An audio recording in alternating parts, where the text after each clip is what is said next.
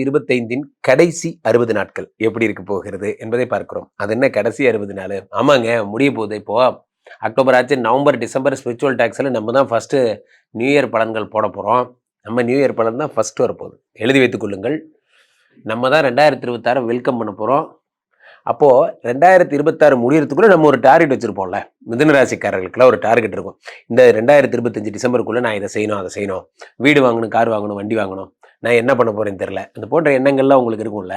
அதெல்லாம் சக்ஸஸ் ஆகிறதுக்கு என்ன வழி, அதுதான் பார்க்க போகிறோம். அவ்வகையில் முதலாவதாக நாம் பார்ப்பது என்னவென்றால், முதல் விஷயம் என்ன சொல்கிறேன், இந்த 2025க்குள் சுக்கிர பகவான் தான் உங்களோட தெய்வம். இந்த சுக்கிர பகவான், சுக்கிரமூர்த்தி சுபமகி ஈவாய். சுக்கிர பகவான் ஜென்ரலா 6ஆம் இடத்துல மறைகிறதுங்கிறது ஒரு தோஷம். இருந்தாலும் அவர் உங்களுக்கு 12 குடைவர் 6ஆம் இடத்தில் மறைந்து விபரீத ராஜயோகம் தருகிறார்.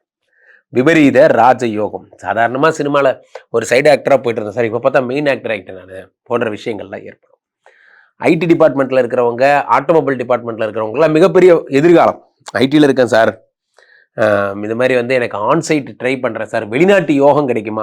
எழுதி வச்சுக்கோங்க, வெளிநாட்டு யோகம் உங்களுக்கு கிடைக்கும்.